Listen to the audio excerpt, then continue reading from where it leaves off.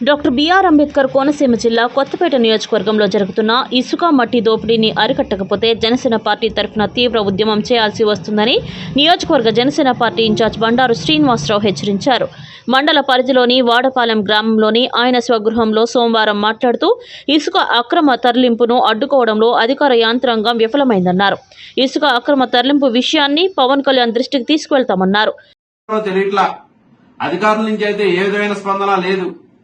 కొత్తపేట నియోజకవర్గ జనసేన పార్టీని అయితే తరఫున అయితే హెచ్చరిస్తూ ఉన్నాం.